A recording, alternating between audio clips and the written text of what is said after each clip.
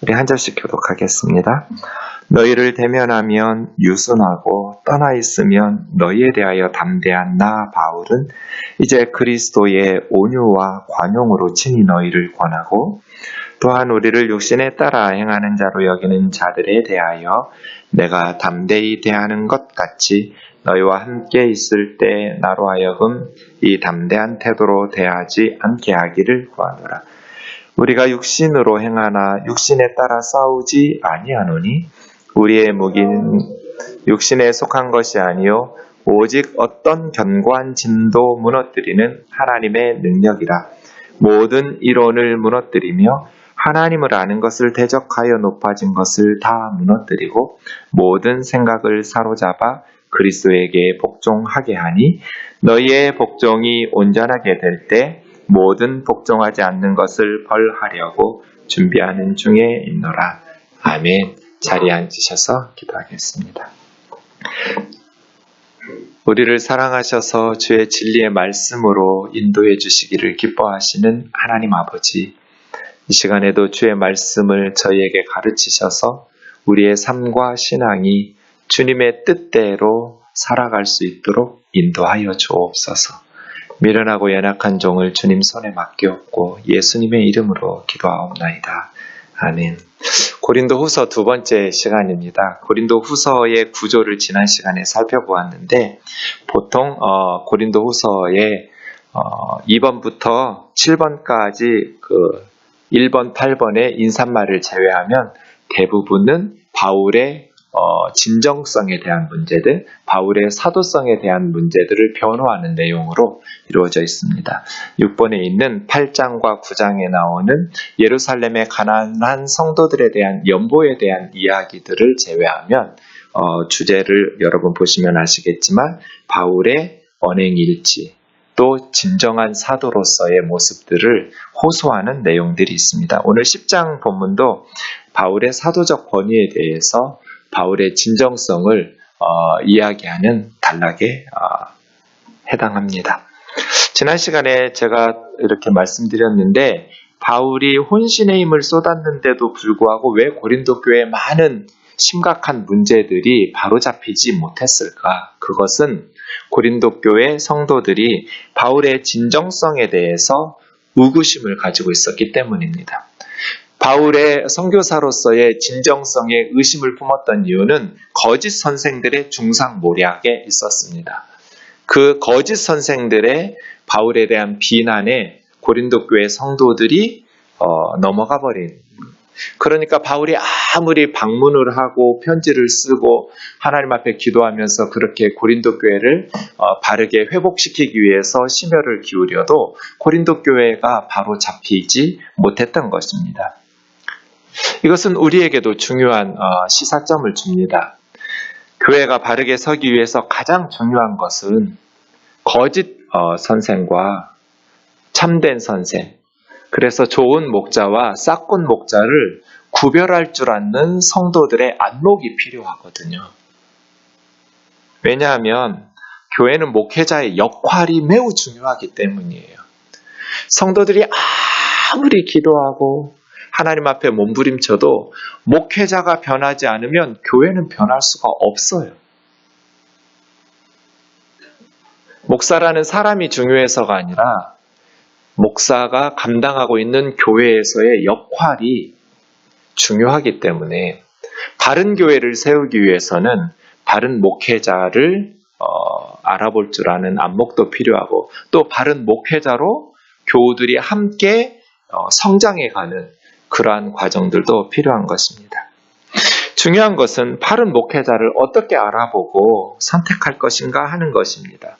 이런 부분에 있어서 저는 지금 대부분 한국 교회에서 담임 목사를 청빙하는 방식은 매우 위험하다고 생각합니다.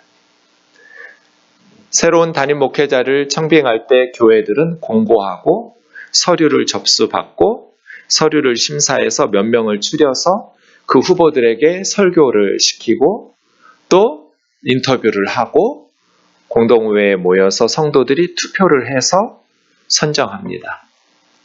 대부분 이런 방식으로 새로운 리더를 선출하는데 이거 매우 위험한 방식이에요. 간절히 기도하죠. 하나님의 은혜가 필요해요. 하지만 지혜롭지 못하다고 보는 것이죠. 그래서 교회들마다 리더가 교체될 때 많이 흔들리고 분열되고 깨지고 무너지고 참 많은 어려움을 겪습니다. 그 싸움이 오랫동안 지속되기도 하고 또 아예 교회가 사라지기도 하고 그 과정 속에서 성도들이 믿음을 잃기도 하고 믿지 않는 사람들에게 교회가 정말 부끄러운 모습들을 많이 보여주고 있습니다. 이러한 리더십 교체의 위험을 피하기 위해서 한국교회가 잘못된 방법들도 사용합니다. 분열을 피하기 위해서 세습을 하기도 하고 그럼 적어도 원로 목사와 후임 목사 사이에 갈등은 없겠죠.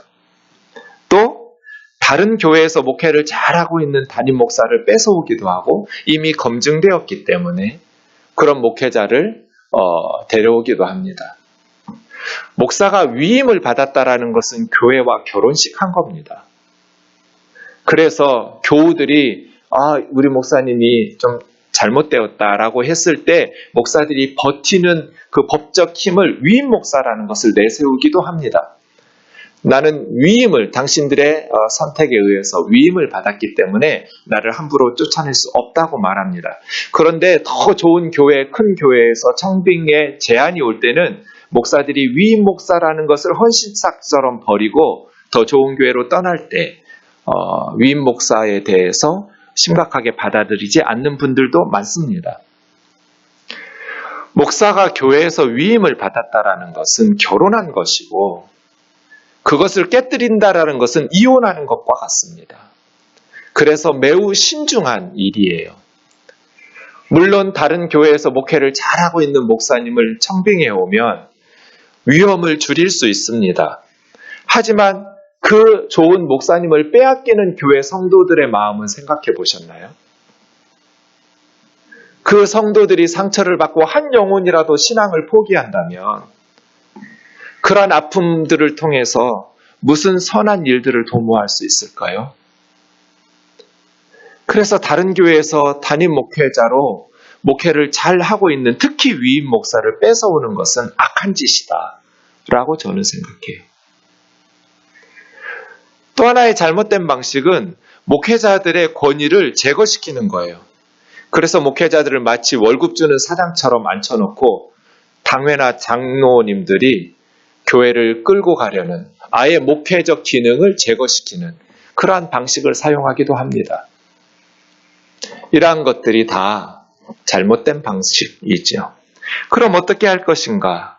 당장 우면동 교회는 어떤 방식으로 담임 목회자를 청빙할 것인가?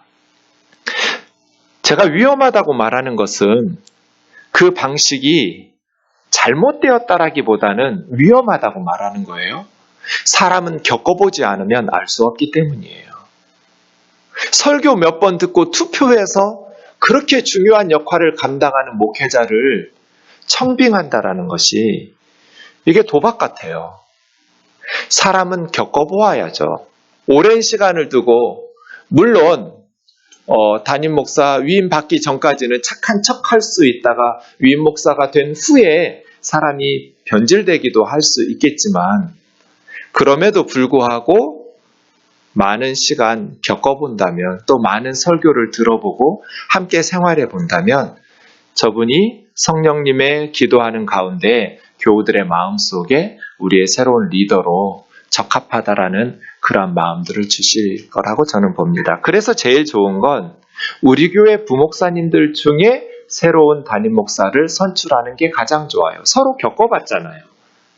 교우들도 많이 겪어봤고 목회자도 많이 겪어봐서 목사님들도 내가 이 교회에서 평생 은퇴할 때까지 주님 멈추실 때까지 뼈를 묻겠다는 각오로 나의 목회를 이곳에서 감당하겠다는 마음이 목회자에게도 필요하고 교우들에게도 그 목사님과 함께 우리 교우들이 온 힘을 모아서 목회를 감당할 수 있겠다라는 마음이 드는 그것이 가장 좋은 방식이라고 봅니다. 그런데 우리 교회 안에 그러한 목회자들이 없다고 판단되어졌을 때 외부에서 청빙하겠죠? 그렇게 외부에서 청빙했을 경우 설교 몇 번 듣고라기보다는 적어도 1년 이상은 겪어보고 설교도 더 많이 들어보고 생활해본 후에 위임 투표를 하는 것이 좋겠다. 1번이 가장 좋아요. 네. 우리 교회의 젊은 전도사님들 너무 착하고 여러분 눈에는 어떨지 모르겠지만 제 눈에는 너무 예뻐요. 그런데 아직 실력은 없어요. 그래서 저도 그랬고요. 처음 전도사로 사역할 때 저도 무능하고 열정은 있었지만 많은 부분에 있어서 부족한 게, 지금도 물론 부족한 게 많지만 그때는 더 많이 우리 젊은 교역자들이 잘 말씀으로 또 실력을 길러서 우리 교우들과 함께 자라난다면 우리 교회는 걱정할 필요가 없겠죠? 네. 이런 방식으로 완전한 제도라고 말할 수는 없겠지만 그래도 지금 한국 교회에서 위험한 방식의 담임 목사 청빙하는 모습들보다는 많이 개선될 수 있지 않을까 하고 제가 늘 여러 교회들에게 말하는 내용이 이겁니다. 위험하다, 당신들의 방식이. 그리고 실제로 많은 교회들이 리더가 교체되면서 많은 어려움을 겪습니다. 그런데 이미 청빙이 끝났고 담임 목사로 위임 목사로 선택했기 때문에 어떻게 쉽게 변경할 수가 없어요. 선택한 후에는 바꾸는 게 거의 불가능해요. 그래서 좀 더 지혜로운 방식으로 교회를 좀 바꿀 필요가 있겠다 하는 생각이 듭니다. 그러면 어떤 목회자로 우리가 준비되어야 하고 우리는 어떤 목회자를 위대하고 훌륭한 목회자라고 말할 수 있을 것인가? 고린도 후서에서 많이 배워야 된다. 오늘 본문 같이 보겠습니다. 1절입니다. 너희를 대면하면 유순하고 떠나 있으면 너희에 대하여 담대한 나 바울은 이제 그리스도의 온유와 관용으로 친히 너희를 권하고, 제가 괄호쳐 놓은 것은요, 밑에 있는 이제 그리스도의 온유와 관용으로 친히 너희를 권하고라는 것이 원문에 보면 앞에 나와야 돼요.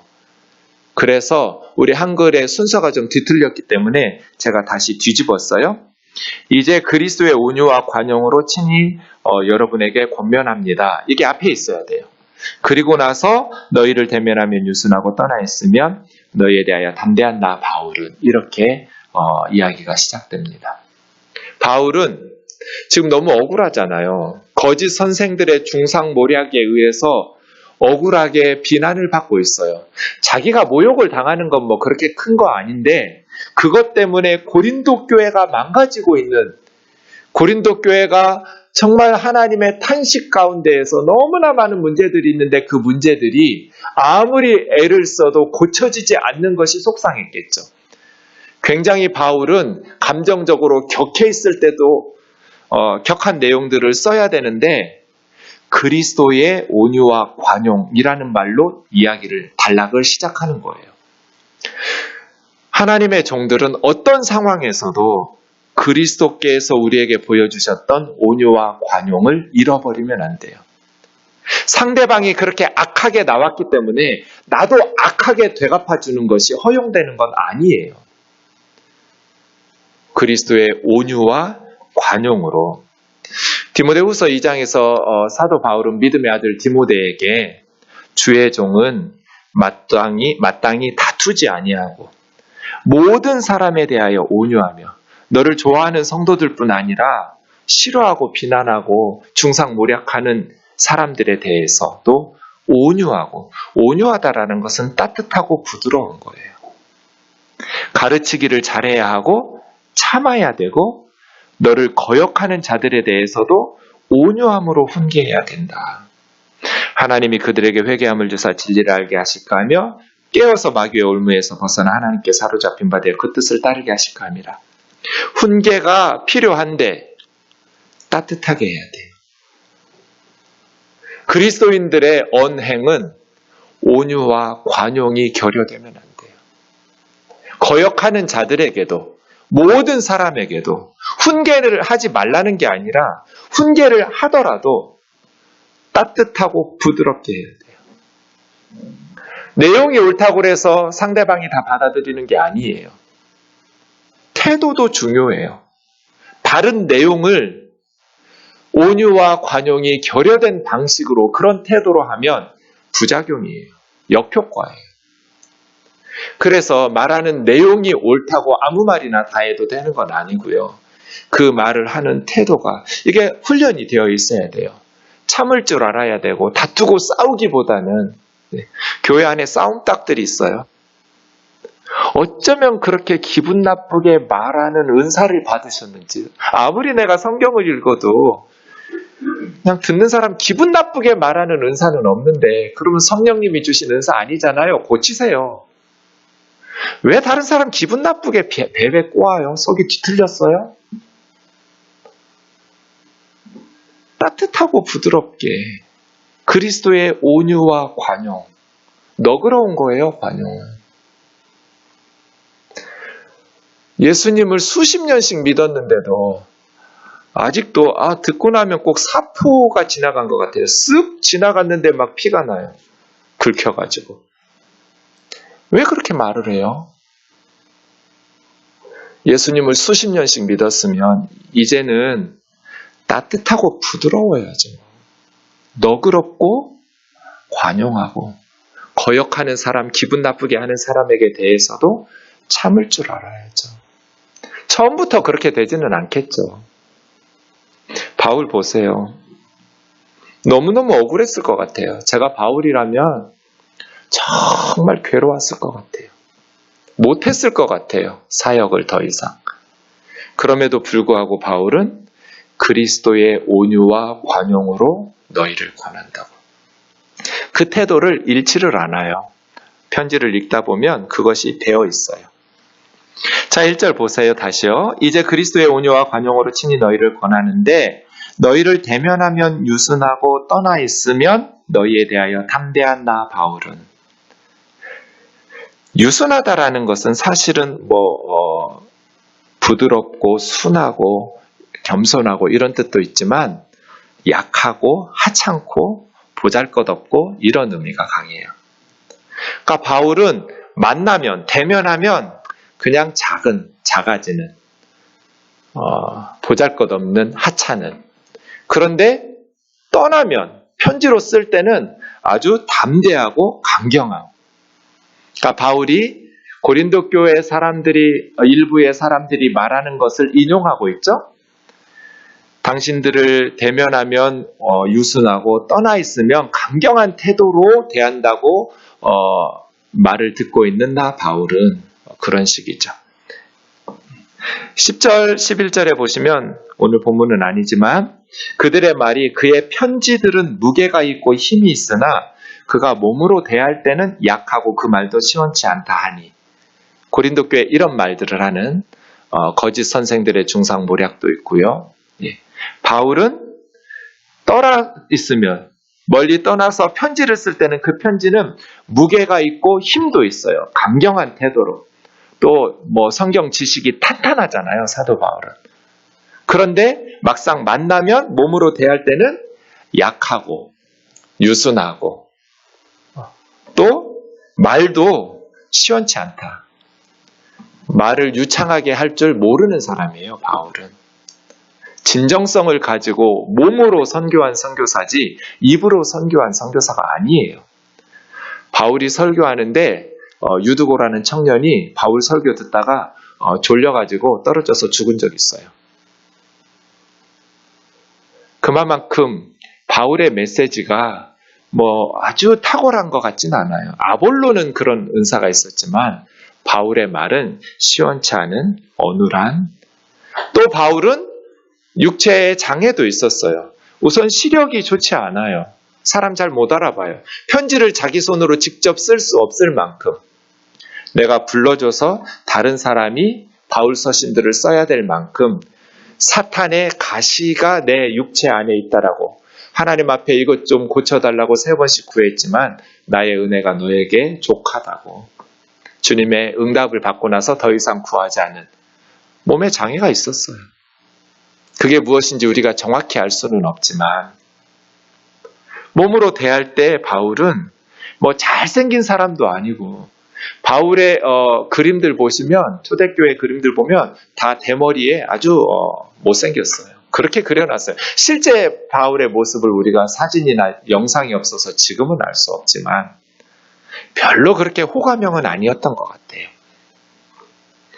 그래서 바울이 대면하면 약하고 말도 시원치 않다라고 말하는데, 우리는 떠나 있을 때나 떠나서 편지로 쓸 때나 만나서 가르치고 행동할 때나 똑같이 말하고 행동하는 사람이라고. 이런 평가들, 또 바울의 그런 어떤 인간적인 연약한 모습들을 뒤에서 물어뜯는 거죠. 다시요. 이제 그리스도의 온유와 관용으로 친히 너희를 권하는데, 너희를 대면하면 유순하고 떠나 있으면 너희에 대하여 담대한 나 바울은 또한 우리를 육신에 따라 행하는 자로 여기는 자들에 대하여, 바울은 육신에 따라 행하는 사람이다 라고 거짓 중상모략하는 자들에 대하여 바울은 담대하게, 바울 하나도 강경한 입장을 취하고 있어요. 하지만 내가 너희에게 가서 고린도 성도들 너희들과 함께 대할 때에도 그 우리를 비난하는 거짓 선생들에게 우리가 담대하고 강경하게 대하려고 하는 것처럼 너희에게 담대한 태도로 대하지 않기를 구한다. 우리에 대한 오해를 풀어라. 우리의 진정성을 믿어라. 그래서 우리를 세속적인 방식으로 아주 타락한 선교사인 것처럼 비난하는 자들에 대하여 우리가 강경하게 대하려는 것처럼 너희에게도 그러한 모습으로 대하고 싶지는 않다. 3절이요. 우리가 육신으로 행하지만 육신에 따라 싸우지는 않는다. 육신으로 행한다, 육신에 따라 싸운다, 조금 애매해서 원문으로 해놨어요. 엔사르키, 사르크스라는 말이 육체예요. 살, 몸을 뜻하지만 여기서는 삶의 방식 이런 식으로 비유적으로 쓰기도 하죠. 그래서 이 사르크스라는 단어가 엔이 앞에 오면 사르키가 되고요, 카타가 앞에 오면 사르카가 돼요. 같은 단어예요. 사르크스예요. 어미가 변하기 때문에 그래요. 헬라어는. N은 인이에요. 어디 안에. 엔사르키, 육체 안에 행하지만, 행한다라는 것은 걷는다, 살아간다 뜻이죠. 우리가 육신 안에 거하면서 육신의 몸을 입고 걸어 다니지만, 육신의 몸을 입고 행동하면서 살아가고 있지만, 이게 엔사르키, 육체 안에서, 그래서 우리도 때로는 고통을 받고 병에 걸리기도 하고 죽음을 당하기도 하지만, 육체 안에서 살아가는 연약한 인간이지만, 그러나 우리는 우는 안 한다는 거예요. 노예요. 카타사르카, 육체에 따라서 육신적인 방식으로 하지 않는다. 뭐를요? 싸우지 않는다. 이 싸우지 않는다, 싸운다라는 말은 군복무한다, 전쟁한다는 뜻이에요. 그냥 말싸움한다 이런 게 아니라 전쟁을 치르는 거거든요. 우리가 비록 육신의 몸을 입고 육신 안에서 살아가고 있지만, 연약한 인간이지만, 하지만 우리는 육신적인 방법으로 우리 육체의 욕심을 따라서, 육정에 따라서 싸우는 사람들이 아니다. 우리가 선교사로서, 그러니까 바울은 인생을 전쟁터로 본 거예요. 그리고 선교지, 선교사역을, 목회사역을 전쟁으로 보았어요. 사탄의 군대와 그리스도의 군대가 전쟁하고 있는 거예요. 이게 우리의 삶이고, 그리스도인의 봉사와 전도와 선교의 사역이죠. 전쟁터예요. 우리는 육신 안에서 살고 있지만, 육신의 생각과 욕심과 목표를 위해서 육신의 방식으로 싸우지는 않는다. 그럼요, 우리의 싸우는 무기는 육에 속한 것이 아니기 때문에 어떠한 견고한 진도 무너뜨리는 하나님의 능력이다. 우리 한글 성경은 다 단수로 되어 있는데 원문은 다 복수형이에요. 그러니까 무기는 하나가 아니에요. 무기들이니까 여러 개예요. 우리의 싸우는 무기들, 전쟁을 하려면 맨손으로 싸울 수는 없잖아요. 네. 무기들이 필요해요. 우리들이 싸우는 무기들이 있는데 우리가 선교하면서 사역하면서 가지고 있는 우리의 무기들은 육신에 속한 무기들이 아니다. 육신에 속한 무기는 무엇일까요? 인간적인 재능이나 말솜씨나 외모나 또 재물이나 학벌이나 홍보나 남을 감화시키는 것들이나 이러한 것들. 육신적인 무기들을 가지고 선교하지 않는다. 그것이 언뜻 효과적으로 보일 수는 있지만 그러한 육신적인 무기들은 사탄의 견고한 진을 허물어뜨릴 수는 없다. 우리가 선교하는 우리의 싸우는 무기들, 그 무기들은 어떠한 견고한 진들도, 이 진은 견고한 요새예요. 철벽 요새들. 목회하다 보면, 선교하다 보면 엄청난 요새들을 만나죠. 절대로 무너지지 않으려고. 사탄의 견고한 진들을 무너뜨리는 하나님의 능력들이다. 우리의 무기는 하나님이 주신 하나님의 능력들, 성령의 능력들이지 인간적인 재능이 아니다. 세속적인 무기들로 싸우려 하지 않는다는 거예요. 그것은 사탄의 견고한 진을 허물어뜨릴 수 없기 때문에 성령의 능력을 힘입어야 되고 하나님의 무기를 들고 싸워야지 세상의 것들이 아니라는 거예요. 그러면 견고한 진들을 허물어뜨리는 이 사탄의 견고한 요새는 무엇인가? 5절이요. 모든 이론들을 무너뜨리며. 그러니까 사탄의 견고한 진, 사람들 속에서 여러분 전쟁을 할 때 지금이야 멀리서도 미사일을 쏘아버리지만 2000년 전에 로마 제국 시대에 미사일이 어디가 있어요. 그러니까 양 진영이 전쟁을 할 때 상대방 진영의 중요한 지역에 살짝 우리 팀들을 진을 쌓아요. 거기를 통해서 상대방을 무너뜨리죠. 진이에요. 어떤 사람을 사탄이 지배하고 있어요. 어떤 사람을 사탄이 지배하고 있을 때 사탄이 어디다가 그 사람 속에 사탄의 진을 구축할까요? 생각이에요. 생각. 인간은 어떤 가치관을 가지고 살아가는가, 어떤 생각을 가지고 살아가느냐에 따라서 어떤 인생을 살아가느냐가 결정돼요. 그래서 사탄은 사람들의 가치관 속에, 생각 속에 사탄적 요새를 구축해서 그 사람을 다 무너뜨리는 거예요. 우리 교회도 마찬가지고 개인 공동체뿐 아니라 개인의 성도님들도 마찬가지예요. 사탄의 생각들이 우리 생각 속에, 교회 공동체의 사상과 가치관 속에 사탄의 요새, 견고한 진을 구축하는 거예요. 그리고 나면 쉽게 정복할 수 있거든요. 이건 반대도 마찬가지예요.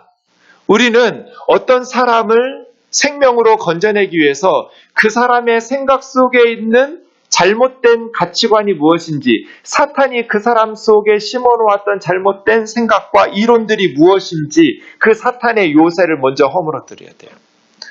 견고한 진을 허물어뜨려야 그 사람을 생명으로 인도할 수가 있어요. 바울이 싸우는 것은 무슨 세상적인 방식으로 몸으로 힘자랑하면서 싸우는 게 아니에요.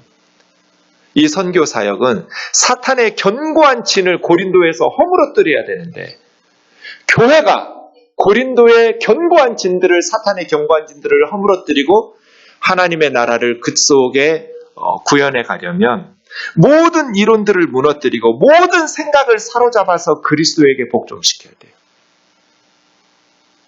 그런데 그 이론과 생각이라는 것은 뭐예요? 하나님을 아는 것을 대적하여 높아진 교만이에요. 하나님을 알려고 하지 않아요.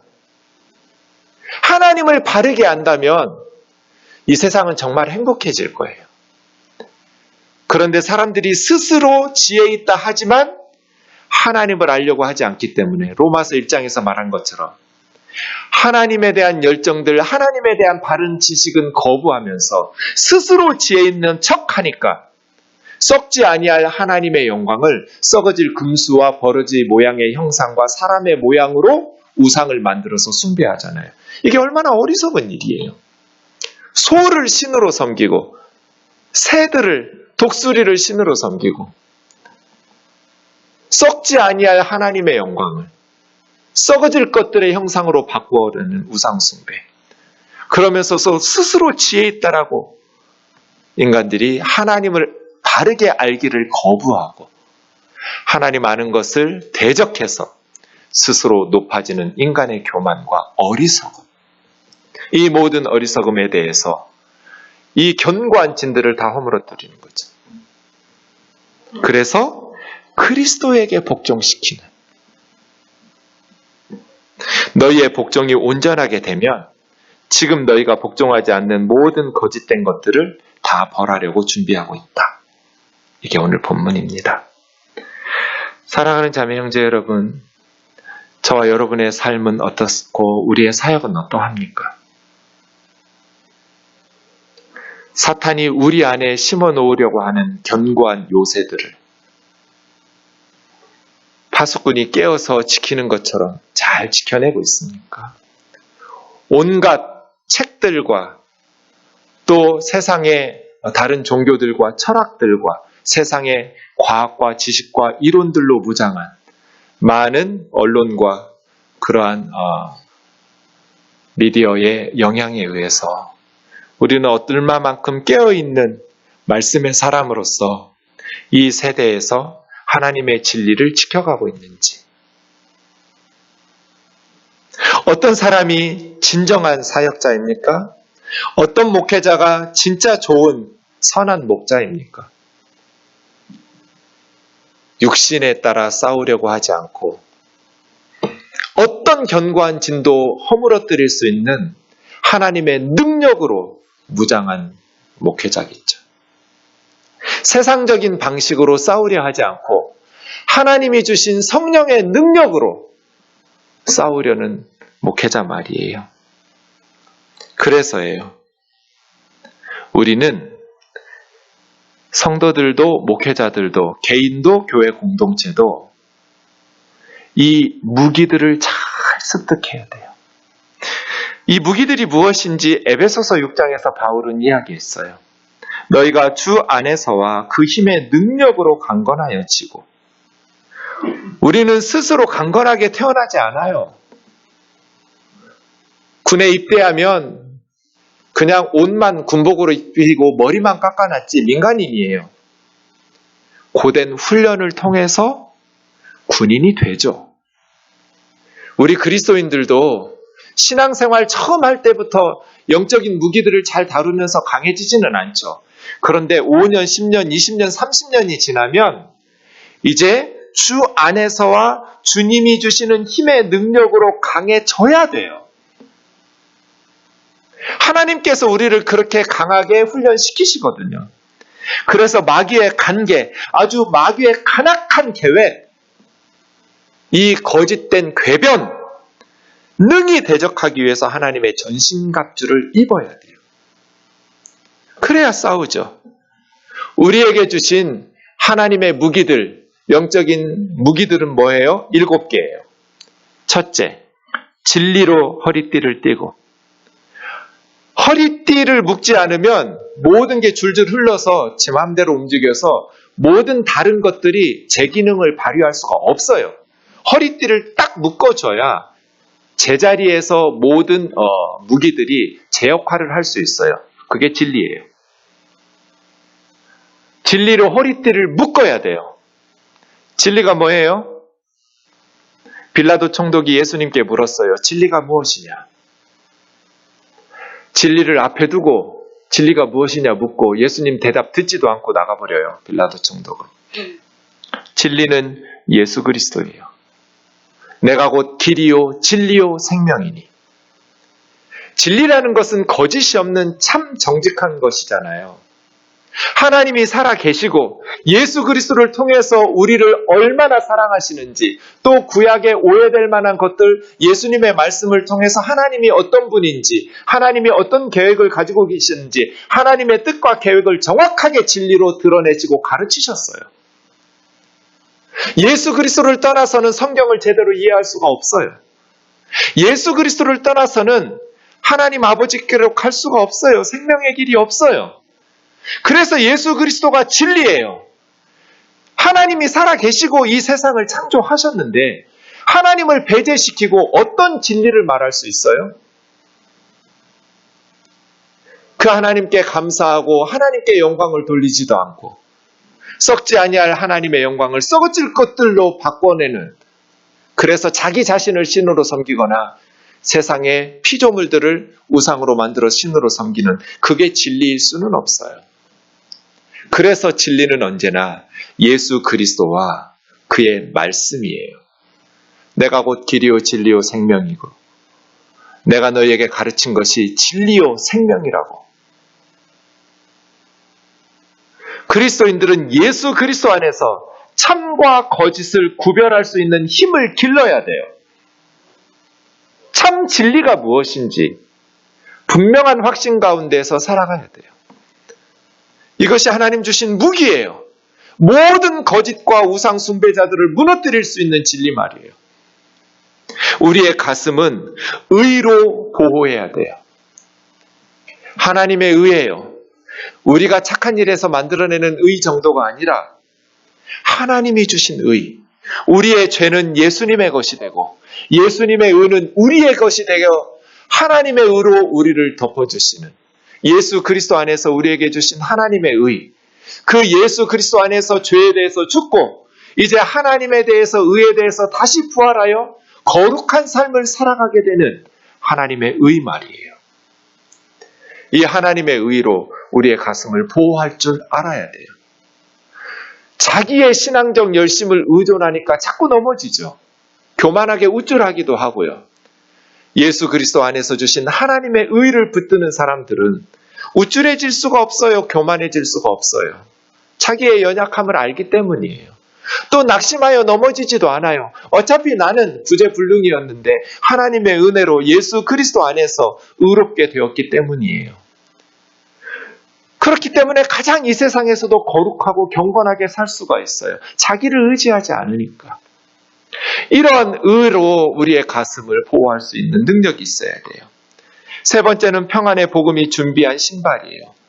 참된 평화를 주시는 복음이, 처음에 믿을 때는 긴가민가 할 수 있어요. 확신이 없을 수도 있고 의심하기도 해요. 그러나 점점 훈련할수록 이제 평안의 복음에 대해서 사용할 수 있어야 돼요. 평안의 복음으로 준비가 되어 있어서 누구를 만나든지 평안의 복음으로 발걸음을 내딛고 다가가서 예수 그리스도의 복음으로 상대방을 생명으로 인도할 수 있어야 돼요. 이것이 우리 무기예요. 믿음의 방패도 가져야 돼요. 불화살들이 날아올 때 우리의 믿음으로 다 막아낼 수 있어야 돼요. 하나님의 말씀, 구원의 투구. 예수 그리스도 안에서 구원받은 것으로 머리를 보호하고 공격용 무기가 하나 있어요. 나머지는 다 수비용이에요. 하나님의 말씀이에요. 하나님의 말씀인 성령의 검으로 세상의 모든 거짓 메시지들을 허무는 거예요. 성경을 바르게 해석하고 적용할 줄 알아야 돼요. 말씀의 검을 어떻게 사용해야 될 줄을 알아야 돼요.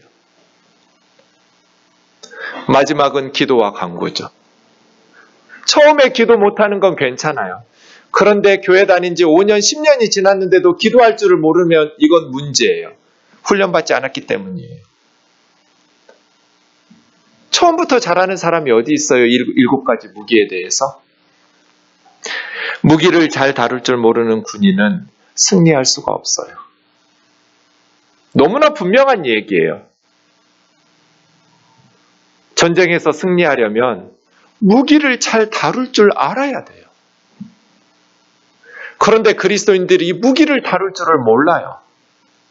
어떤 목회자를 우리가 청빙해야 되는가? 이러한 영적인 무기들을 잘 다룰 줄 아는 목회자를 청빙해야 돼요.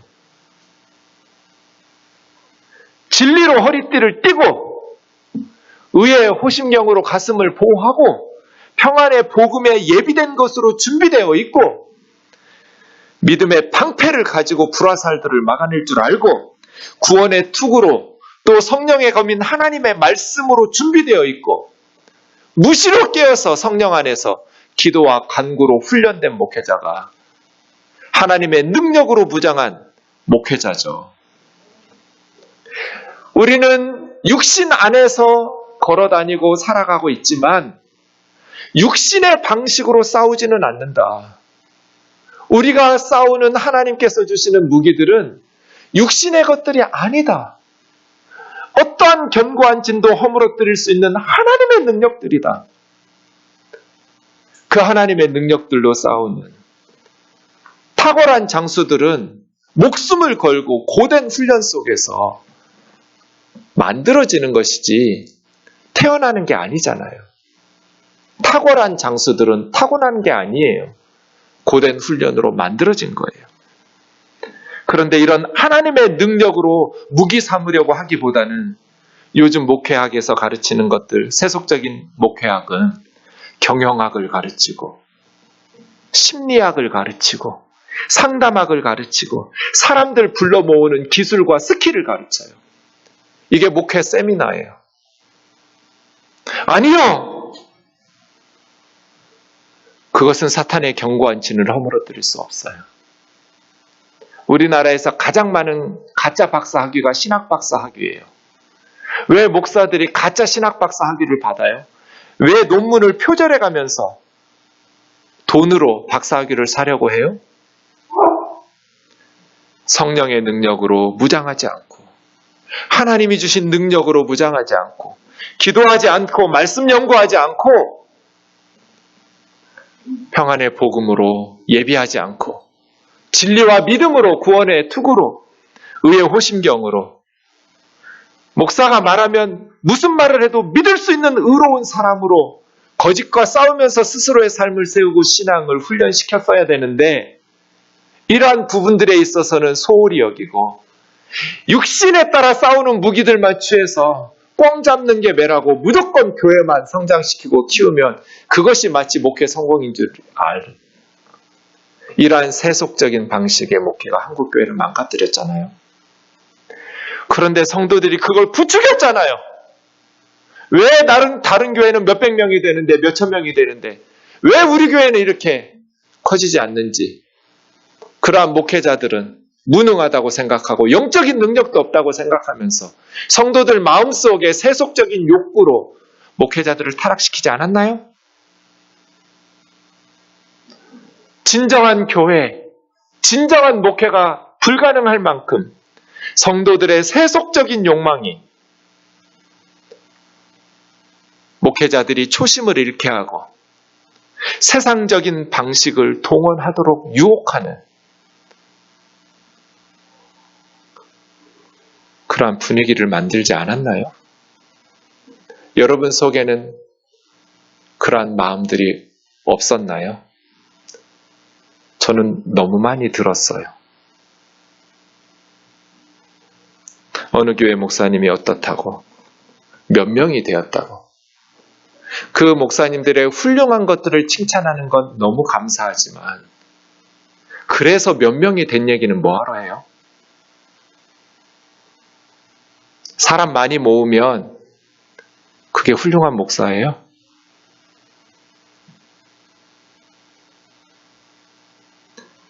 고된 훈련, 혹독한 훈련을 통해서 하나님의 능력, 성령의 무기들을 사용할 줄 아는 진실한 목회자로 길러낼 생각을 해야죠. 하나님의 사람으로 만들어낼 생각을 하셔야죠. 눈에 보이는 피상적인 것들로 외모만 보면서 세상적인 것들을 추구하니까 교회가 오늘날 이렇게 부끄러운 모습을 보이게 된 거잖아요. 사람들 속에 있는 거짓 이론과 생각들, 하나님을 바르게 아는 것을 대적하여 높아진 모든 교만한 것들을 허물어뜨려야죠. 러셀은 나는 왜 그리스도인이 아닌가라는 책에서 역사적으로 그리스도가 존재했었는지 여부는 매우 미심쩍고 그가 존재했다 해도 우리는 그에 관해 아무것도 아는 게 없다. 제가 21살 때 이 책 읽고 너무나 실망했어요. 러셀은 위대한 철학자 맞아요. 그런데 기독교에 대해서 너무나 무식했어요.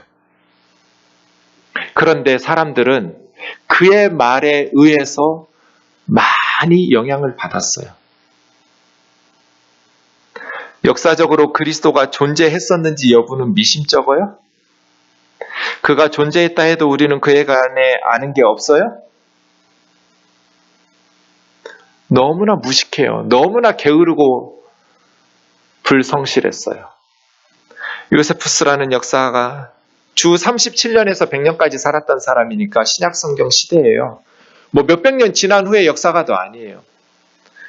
우리가 타키투스의 연대기라는 역사책을 볼 때 이미 그가 살았던 56년에서 117년까지 살았기 때문에 그가 살았던 시기의 내용들에 대해서는 눈으로 보고 경험한 것들이니까 신뢰를 가지만 한 100여 년 전에 타키투스가 썼던 아우구스투스나 티베리우스나 이러한 사람들에 대해서는 벌써 몇십 년, 100여 년 흘렀다고 보기 때문에 굉장히 신중한 태도로 검토하거든요.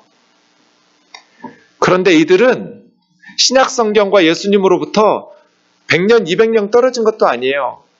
그리고 지금 남아있는 역사적 사건들은 대부분 몇백 년 후에 기록된 것들이에요. 요세푸스, 빌라도라는 유대 고위층이 예수를 고소하는 말을 듣고서 예수를 십자가에 처형하도록 유죄 판결을 내렸다. 타키투스, 그리스도라는 이름이 유래된 그리스도는, 그리스도인이라는 이름이 유래된 그리스도는 티베리우스 황제 때 우리의 행정장관 중 하나인 본디오 빌라도의 손에 의해 극형, 십자가의 처형을 당했다.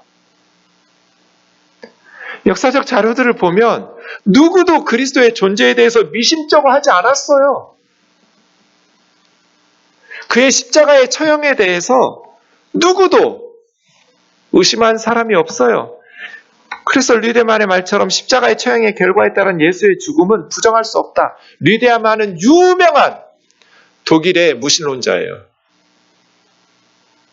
조금만 공부해봐도 그리스도의 존재에 대해서 미심쩍다고 러셀처럼 말할 수가 없어요.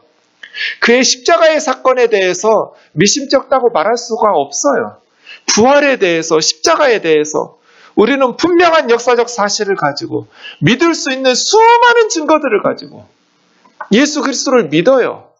너무나 피상적이고 게으르게 자신들의 교만한 생각을 스스로 지혜롭다고 여기지만 우둔하고 어리석게 되어서 하나님의 영광을 피조물에게 돌리는 이 사탄이 심어놓은 하나님을 아는 것을 대적하여 높아진 이론과 궤변과 생각들 말이에요. 우리가 싸우는 무기는 그 견고한 진들을 허물어뜨림으로써 예수 그리스도에게 그 생각을 복종시켜서 예수 그리스도 안에서 참된 행복과 참된 기쁨과 참된 삶을 살아가도록 만들어주는 이 싸움 아닌가요? 우리 우면동 교우들이 마음을 모아서 인간적인 방식이 아닌 하나님께서 우리에게 주신 능력을 가지고 이 땅을 살려내고 죽어가는 많은 영혼들을 건져내는 하나님의 백성들 되기를 주의 이름으로 축원합니다.